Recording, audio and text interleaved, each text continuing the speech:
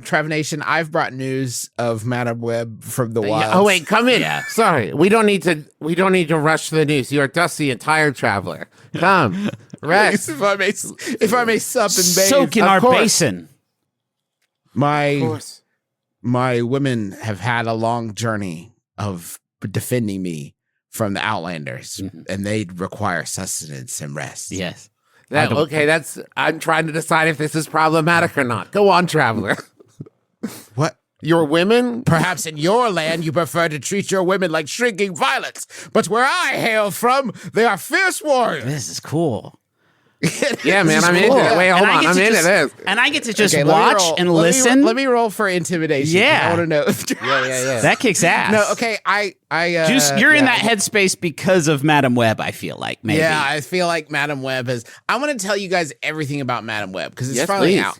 And I feel like if you don't know about Madam Web, I think you've probably decided that you're not going to see Madam Web, but that's probably a good decision. Yeah. But I might try to make a pitch. If you don't even want to hear about Madam Web, know that we sat here stone cold 5 minutes trying to think of another thing to talk about in the intro, and there's just nothing. It's just Madam Web out there today. So let's address question one that Travis asked me off mic, or maybe it was Griffin. Why did you watch Madam Web? Good question. Okay? Yeah. Good question. Let's start there. The hardest thing I saw someone do a TikTok recently that said the hardest thing about being married, and it's like, oh well, so you have to pick something to eat, and that's true. Yeah, but every night you have to look at your partner and say, "What are we going to do for dinner?" As though you've never had to figure it out before. Yeah. So in the second hardest thing is picking something to watch. Now, when Sydney and I we have similar tastes, and we're locked in with the show that we both like. We're watching it. Madam Web came about because we just found something that we felt the same about. We both didn't want to watch it the exact same amount, and for some reason it made sense. It's the two negatives. It's the two negatives make it positive. Yeah. So some things about Madam Web that I think is important to know is that nothing happens in it. Cool. That's one of the chief things you should know about Madam Web is that nothing happens in Madam Web. And sometimes you want that in a movie, just a nice, relaxing. I get to the end of one of these superhero movies, guys, and I'm fucking tired. They have worn me out watching them run around and throw their shields and stuff at people. That makes me exhausted. Right. So the things that happen in Madam Web that are cool are there's the main. Okay, I'll tell you the plot of Madam Web. So Madam Web's mom is a scientist in a jungle, and she's looking for super mega spiders that can cure disease because her daughter has a degenerative disease. Her unborn daughter has a degenerative disease that she's trying to find a cure for. With incredible power. You could just say we've got kind of a Morbius situation going on. So the super spider is located, but then a mean man steals it from her so he can have the power of that for himself. But he shoots her, but she's rescued by, I don't know how to say it other than there's sort of like Spidermen who live in the jungle. Sure. Okay. Called Los Arañas. Okay. So she's saved by them. And then they use their incredible spider magic to try to save her long enough. Now, hold on, because I've never known the magic of spiders, the magical spiders. I've never known Spider-Man to be a wielder of the arcane arts. Interesting. You think that would have come up because there's been a lot of times where Spider-Man has hung out with Doctor Strange, and you think it would come up that Doctor Strange would be like, and I know you to also be a practitioner. Yeah. Of the magical spider. I'm not saying that there is much of a biological explanation for man gets bit by special spider and then can shoot a very tensile jizz from his wrist that lets him swing around New York City and there's an internal logic to it, I guess. Right, but I guess it is magic if you think about it, is what I'm saying. Flash forward. Okay. Fast forward 20 years. Welcome to New York. Hey, in the city. It's the 90s. In Welcome, New York, Spider-Man are slinging from buildings. They're shooting their webbings. We try to calculate the time. I think it's around like early 2000s. We see Madam Web. She's a firefighter, ambulance driver. With her partner is, you'll never guess, it's Ben Parker. Cool. Famous uncle. Sorry. Not the clown. I've never known him without a nephew. Adam Scott as Uncle Ben, who when we first see him is in the back of an ambulance trying to save a life by delivering one-handed chest compressions. Holy shit. Is he a superhero? Sydney said exactly, that's a hell of a thing. Yeah. I said, really? You don't see that a lot? He was using his other hand. He was using his other hand to eat a New York hot dog. Hey, I'm compressing it. Yeah, and so staying alive. Yeah, you're supposed to do CPR to that. Oh, you are? I just am always kind of singing "Staying Alive" because I'm a New York guy. Now, what do you think Adam Scott's experience was in the short 30-second window of you're going to play Uncle Ben in a Spider-Man movie? But here's the catch. So we know that there has to be a Spider-Man movie from Sony every couple of years or they lose Spider-Man. Yes. Yeah. So that is why these movies exist. And Sydney thinks that Spider-Man has to be in it, which is, we'll get to that. Ben Parker, we find out, has a sister. Ben Parker's brother Richard is gone. His sister, Mary, the sister-in-law Mary, is pregnant with Peter Parker. Now, the first conversation we see Madam Web have with Ben Parker, he says, well, I've met somebody new. I'm really into her. And she's like, what's her name? And in the audience, I'm like, it's May. And then it stares at his face for like 5 seconds while he makes like sheepish looks and doesn't say May. Yeah. Ben Parker is in the movie, so the movie can remind you that it thinks you're an idiot. Yeah. It will not, he's not going to say that. Later on, there's a very similar scene where they're talking to Mary Parker and they play a game about what they're going to name the baby. Oh, nice. You know what they never, you know I'm what word is never said in dick. that scene? You know what word is never said in that scene? You guessed it. Peter. Nothing happens in the movie. Madam Web doesn't have any superpowers that she can use. Okay. So they introduced magical Spider-Man in the jungle who used spider magic to save her. Yeah. Yes. But that has She does no not get impact. those. Okay. Awesome. She at one point attempts to climb up a wall and just kind of slides down it in one of the movie's few entertaining Now, scenes. wait, I will say most movies do have that scene in it where they do. Most movies have beginning, middle, and end, a climax, a denouement, and a Spider-Man test to see if the character. Yeah. I remember it in the marriage story with Adam Driver when they were like, I hate your fucking guts. I hope you fucking die. Hold up 1 second. I just got to check one thing. We all remember the classic scene where he's like, good soup, thwip, thwip, thwip. Why are you making that noise, Adam Driver? I'm just trying to. Just thwip, thwip. And that's what's so Once a kick-ass. decade, I have a timer that goes off just to see if it kind of came in my 40s. That's what kicks ass about Sam Raimi's first Spider-Man flick is he was like, oh, hold on, guys. Spider-Man test. Psst. Holy shit, it worked. And the audience just loses their mind. Like, guys, you'll never believe this. I went to a movie today and the Spider-Man test worked and he was Spider-Man. I'm so glad that we're bringing this up because I've been meaning to talk about this for a while. I think the Spider-Man test in Inception is connected to the Spider-Man test in Shutter Island. Yes. I think it bookends the two and just shows a connection between Inception and Shutter Island. Yeah. We can discuss offline. And we also know, I do want to be clear, the Spider-Man test can also refer to when two Spider-Men have a conversation not about Spider-Woman. Yeah. So few films pass it, but when they do, it's so meaningful. Actually, just one I can think of. No, there's three. Two of them are animated. Two of them are animated and then one, they're all very recent. This is new technology. So we see the bad guy, Ezekiel. He has this nightmare where 3 spider ladies kill him. Okay. And so it's been there, man. Yeah, sure. Yeah, only 3?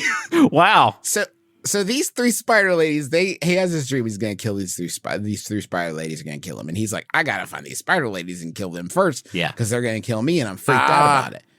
And then nothing happens. Cool. For a really long time. What are you seeing on the screen, and what sounds are you hearing and sights are you seeing? Was the projector broken? Maybe. Here's what it is. Madam Web will watch the bad scenes from the movie. She will experience the bad scene, and you, the audience, will experience the bad scene in the movie. Cool. And then the movie will restart to like 30 seconds before that, and you will watch the bad scene again. And then Dakota Johnson will say, I'll be damned. Yeah. It happened again. Shit. How much movie do we have left? Fuck. An hour? And no powers, huh? Shit. All right. And then she finds those 3 spider ladies, and you'll never guess it, but none of them got powers either. Because that's in the future when it's interesting. Whoa. When the movie is interesting, Dakota Johnson has spider powers. No, has psychic powers where she can see the future. And then she has 3 not spider. Gotta be related to the spider magic in the jungle. It's related to the magic spiders. We don't know how the 3 of them get spider powers because we never see it happen. They're just kind of in the movie. Yeah. Okay. Now this is the most important thing, is that Adam Scott was doing this chest compressions on somebody. Okay. And then she did chest compressions on somebody on the ground outside of a disaster and brought them back to life. And then she falls in a river and Adam Scott pulls her out and she dies, but Adam Scott brings her back to life with chest compressions. Okay. People do see chest compressions 2 other times in this movie. There are like 6 scenes. There's a scene, guys, where Madam Web, in trying to protect her 3 spider surrogate daughters, teaches them CPR. It's the closest we get to a scene of people getting superpowers. Yeah. Because they will use... That's how it starts, man. You learn CPR, you get a little high on the hog, and then and then you go out there and you start trying to fly. You do mini Spider-Man tests. So she goes to a cave in the jungles, and there's a guy there, and he's like... Wait, why does she go there? Yeah, and so she goes to a spider cave in the jungles, and there's a guy there, he's like, fuck, man, you are so powerful. And she's like, really? Because I feel like I'm just kind of going nuts and seeing things in the future, and then they restart. No, man, you know CPR, and that's where it all starts. He's like, when you figure it out, fuck, you're going to be cool. And she's like, now? He's like, not now. Not now, but later. Dang, you're going to rule. She's like, can you teach me how to use my powers? Like, you assume he's the Ben Kenobi or whatever. Yeah. And he's like, no, I can't. I can't do that. I wish I could. He's like, when you're ready, you'll be the most powerful. And he's like, I'm sorry about this. And he punches her so hard, her spirit flies out of her body and into a lake. And the result of that is nothing. Nothing changes as a result of that. She just kind of goes back into it. At the end of the movie, now we're getting into spoilers for the end of the movie. Okay. So I want to tell you what happens at the end. Can I tag out? No, you're still in. Fuck. At the end of the movie, the bad guy, Ezekiel, is threatening all of her surrogate spider daughters at the same time. So does he have 3 guns? How does that work? He took the spider magic, I think, so he probably has extra hands, right? Okay, they're all in danger. Madam Web still has done nothing for the whole movie, okay? Yeah. In my head, when I saw there was 10 minutes left, I literally couldn't believe it. It's impossible. We're still in Act 1 of this film. But there are 3 of them in danger. What happens is that Madam Web realizes that she loves her mom so much that she is able to split her essence into 3. Now, those 3 essences don't actually do anything to help the spider ladies. Yeah. They just kind of like super support them. Just looks cool. And then the bad guy Ezekiel is mad about that. Yeah. So he punches her so hard in the stomach that she goes back together into 1. Okay, so far we've seen her, is one of her powers that when she's punched, it either knocks her spirit out of her or pulls her spirit back in? Yes, I think she's it's a power. Ethereally punchable is not a great power. Yes, it's not a great power. And then what happens at the end of it is that she notices there's a giant Pepsi sign above the evil Spider-Man, Ezekiel, and then she's scooting away from him, and then she scoots to the exact place where the sign is going to fall, and that's how she beats him, is that she scoots to a place where a Pepsi sign falls on him. And if I'm the PepsiCo, I do not think I want my brand used like that to crush. Now, hold on, Juice. Hold on, because I had the same thought. But if you're PepsiCo and you find out that the Pepsi sign smushes the bad the hero of the movie, does more than Madam Web does, I think you're back on board. Yeah, so I think I'm into it at that point. Is the guy that she meets in the cave Saul from Better Call Saul, and he's like, you're going to be really good at staging insurance claim accidents? Because that's what it sounds like she is set up, because they're going to sue Ezekiel's family. Is going to be able to sue PepsiCo for maybe billions. Everything. Oh, you guys are worried because she falls off of the thing when the sign crashes down and kills Spider-Man, and she falls off. Wait, and kills Spider-Man? What?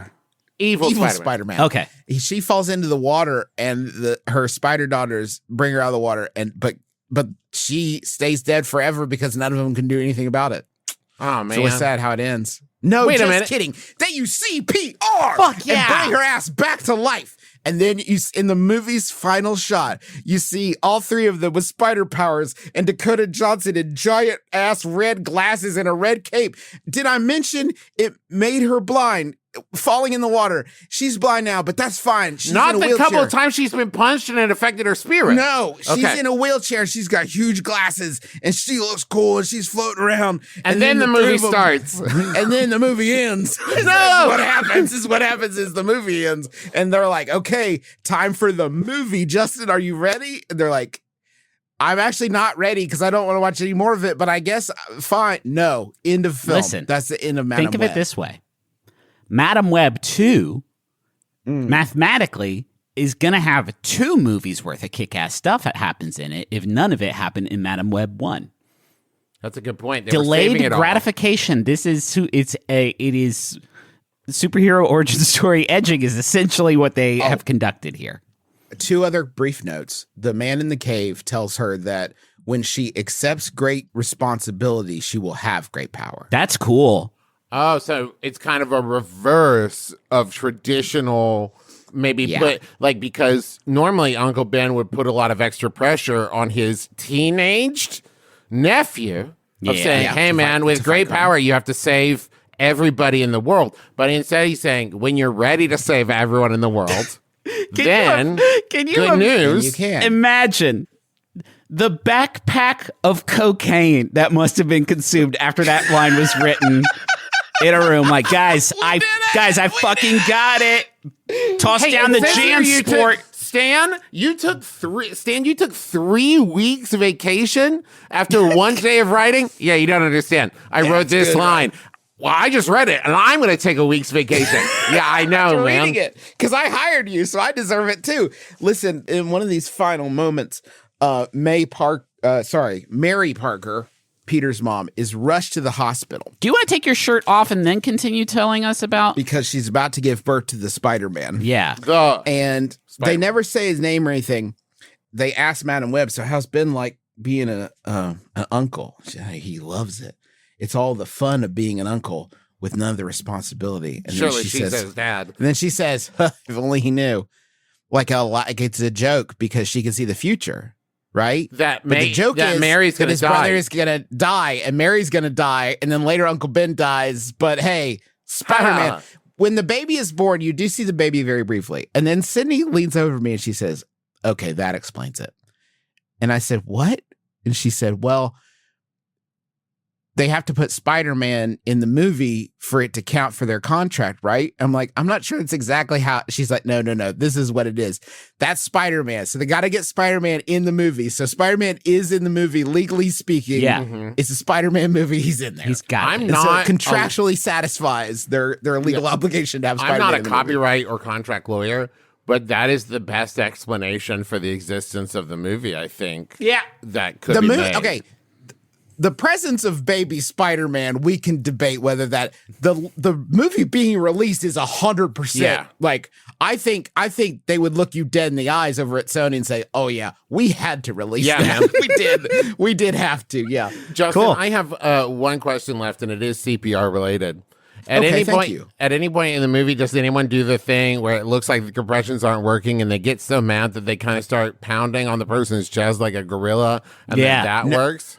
No, Trav, the chest compressions always work. Oh, okay. 100% of the time. And it doesn't just keep their blood pumping and oxygen going enough for them to get to the hospital. It brings them back to consciousness. Yeah. There is one time it doesn't work. It's early in the development of her psychic abilities. And she sees her friend get into an ambulance and leave the scene of an accident and then get drilled by an oncoming truck. Bummer. And she sees that happen and then time resets. And she's talking to God and she's like, oh man, that was so weird. Well, see ya.